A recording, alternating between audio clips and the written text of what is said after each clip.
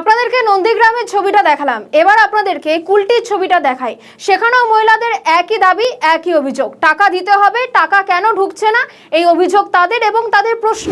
অন্নপূর্ণা যোজনার টাকা এখনো ব্যাংক অ্যাকাউন্টে না ঢোকায় ক্ষোভে ফেটে পড়লেন মহিলারা। শনিবার কুলটি থানার অন্তর্গত বরাকরের রামনগর এলাকায় অন্নপূর্ণা যোজনার টাকা না পাওয়ার অভিযোগে মহিলারা রাস্তায় নেমে অবরোধ করতে থাকেন, বিক্ষোভ দেখাতে থাকেন। বিক্ষোভকে কেন্দ্র করে এলাকায় রীতিমতো উত্তেজনা পরিস্থিতির সৃষ্টি হয়। রাজ্যে বিজেপি সরকার ক্ষমতায় আসার আগে নির্বাচনী প্রচারে মহিলাদের জন্য লক্ষ্মীর ভান্ডারের পরিবর্তে অন্নপূর্ণা যোজনার মাধ্যমে মাসে ৩,০০০ টাকা করে দেওয়ার প্রতিশ্রুতি দেওয়া হয়েছিল। কিন্তু যে প্রতিশ্রুতি বিজেপি দিয়েছিল সরকারে আসার পর বিজেপি সেই প্রতিশ্রুতি রাখছে না। এখন বিজেপির তরফ থেকে বলা হচ্ছে যারা যোগ্য তারা অন্নপূর্ণা যোজনার টাকা পাবেন, যারা অযোগ্য তারা অন্নপূর্ণা যোজনার টাকা পাবেন না। প্রায় ৩টে মাস পেরিয়ে গেছে, এখনো পর্যন্ত সরকার কারা যোগ্য, কারা কিভাবে আবেদন করবে, কি কি নিয়ম আছে সরকার নিজেরাই ঠিকঠাক মতন সিদ্ধান্ত নিতে পারেনি।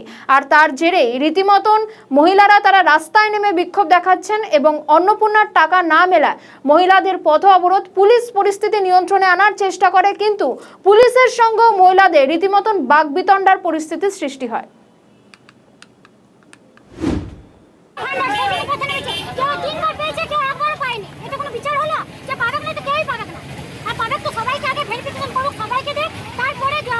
সরকার কেমন করে ভেরিফিকেশন করছে যারা সরকারি চাকরি করছে আমরা একবারও পাইনি। কেন করছে তারা? অনলাইন অফলাইন দুটোই করেছে। দুটোই করেছে। অনলাইনে অফলাইনে গুলো তো কোনো কাজে হয় না, তারপর অনলাইনে করেছে তবু পাইনি।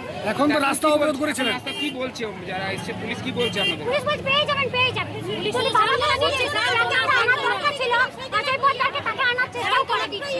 আমাদের তো কোনো খবরই পৌঁছায়নি।